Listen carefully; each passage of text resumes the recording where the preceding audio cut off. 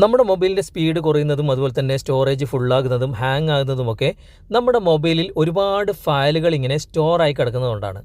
ഒരുപാട് ഫയലുകൾ എന്ന് പറഞ്ഞു കഴിഞ്ഞാൽ ഒരേ ഫയൽ തന്നെ ഒന്നിൽ കൂടുതൽ, ചിലപ്പം ഒരേ ഫയൽ 10 പ്രാവശ്യമൊക്കെ നമ്മൾ ഡൗൺലോഡ് ചെയ്ത് വെച്ചിട്ടുണ്ടാകും.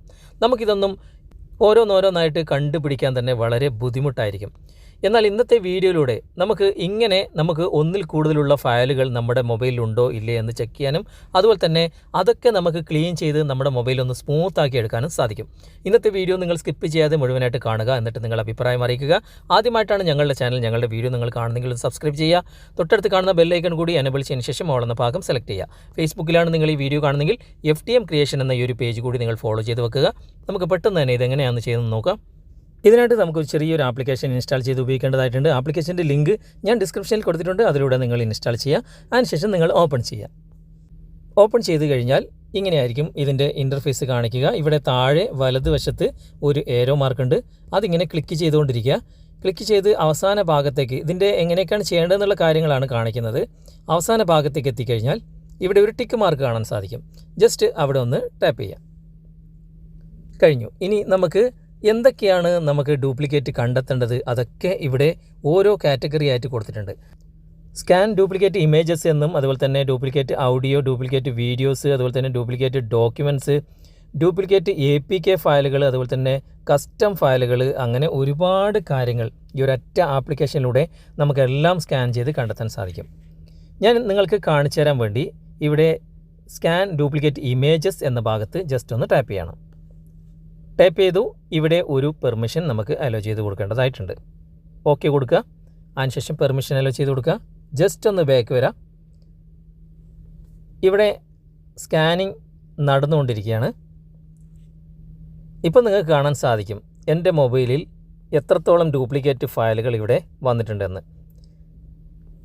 ഈ ഇമേജിൻ്റെ ഭാഗത്ത് കുറച്ച് ഡ്യൂപ്ലിക്കേറ്റ് ഫയലുകളെ വന്നിട്ടുള്ളൂ. നമുക്ക് ഓരോന്നും ടിക്ക് മാർക്ക് കൊടുത്ത് ഡിലീറ്റ് ആക്കേണ്ട ആവശ്യം ഇല്ല. നമുക്കിവിടെ തന്നെ കാണാൻ സാധിക്കും താഴെ ഡിലീറ്റ് എന്നൊരു ബട്ടൺ. എല്ലാം ടിക്ക് മാർക്ക് ഇവിടെ ഓൾറെഡി കൊടുത്തിട്ടുമുണ്ട്. ജസ്റ്റ് അവിടെ ഒന്ന് ടാപ്പ് ചെയ്യുക. അതിനുശേഷം ഇവിടെ യെസ് കൊടുക്കുക.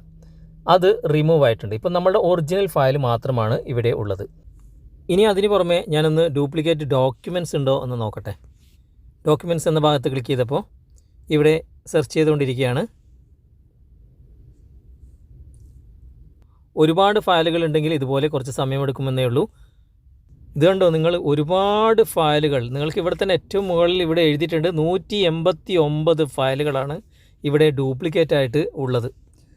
ഇതൊക്കെ നമ്മുടെ മൊബൈലിൽ അനാവശ്യമായിട്ട് സ്റ്റോറായി കിടക്കുകയാണ്. ഇപ്പോൾ താഴെ നിങ്ങൾ കാണാൻ സാധിക്കും 14.23 MB നമുക്കിത് ക്ലീൻ ചെയ്താൽ കിട്ടുമെന്ന് ഇവിടെ കാണിക്കുന്നുണ്ട്. ജസ്റ്റ് ഒന്ന് ക്ലീൻ ചെയ്ത് നോക്കാം നമുക്ക്.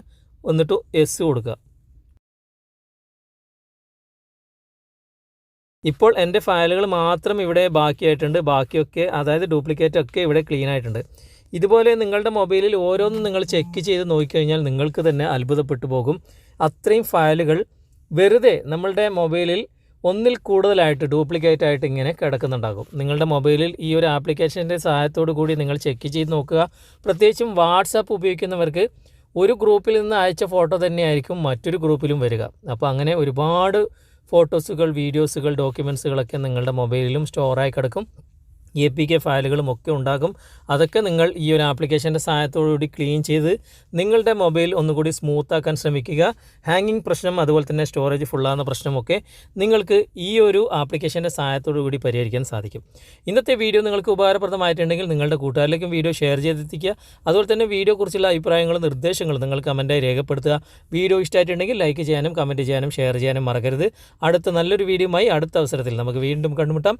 Thanks for watching. Bye bye.